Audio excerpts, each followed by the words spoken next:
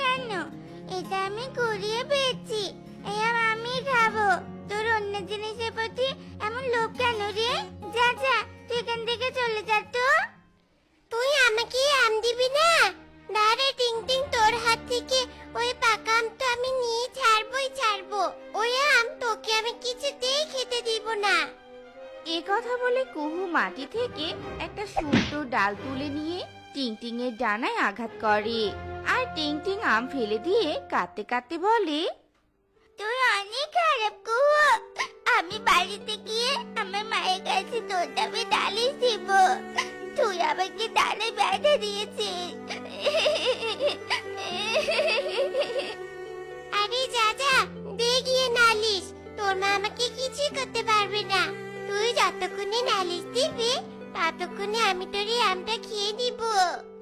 এই বলে কুহু টিংটিং এর হাত থেকে পড়ে যাওয়া আম কুড়িয়ে নিয়ে সেখান থেকে পালিয়ে যায়। আর টিংটিং কাঁদতে কাঁদতে বাড়িতে ফেরে। মা, মা, ওই শয়তান কুহু দেখো, একটা আমের জন্য আমাকে কিভাবে আঘাত করেছে। তুমি ওই কুহুকে বকে দিয়ে এসো মা। মা টিংটিং, ওই দুষ্ট কুহুকে বকাবকি করে কোনো লাভ নেই। কুহু প্রচন্ড জেদি আর দুষ্ট।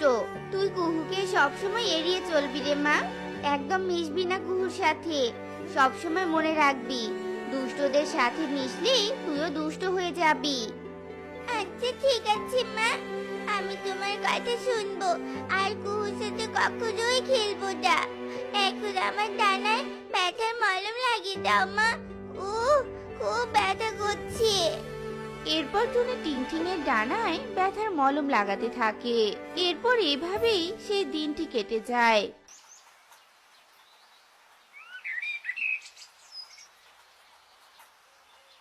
পরের দিন সকালবেলা সারাক্ষণ শুধু বৃষ্টি পড়ছে আর পড়ছে। আমার যে ঘরে বসে থাকতে একদম ভালোই লাগছে না। আমার সাথে দুষ্টুমি না করলে এতক্ষণ ওর বাড়িতে গিয়ে একটু খেলতাম। ও মেঘ, বৃষ্টিটা একটু থামিয়ে দাও না গো। টিংটিং যেমনি এই কথা বলে অমনি বৃষ্টির সাথে সাথে বন্ধ হয়ে যায়। আর টিংটিং খুশি হয়ে বলে, বাবা, আমি বলার সাথে সাথে বৃষ্টি থেমে গেল। যাই, এবার বাড়ি থেকে বেরিয়ে নতুন খেলার সাথে খুঁজি। এই বলে টিংটিং বেরিয়ে যায়। আর বনের মধ্যে ওড়ার সময় হঠাৎই শুনতে পায়, মেঘমতি, আমি আর এই কষ্ট সহ্য করতে পারছি না রে। আমার যে এক্ষুনি জল পান করা প্রয়োজন। বনে বৃষ্টি দিতে দিতে যে আমি হাঁপিয়ে গিয়েছি। তুই ঠিকই বলেছিস, আমাদের এক্ষুনি কারো সাহায্যের প্রয়োজন। জল ছাড়া যে আমরা মারা যাব। কেউ আছো আমাদের আশেপাশে? কেউ আছো? আমাদের একটু সাহায্যের প্রয়োজন গো।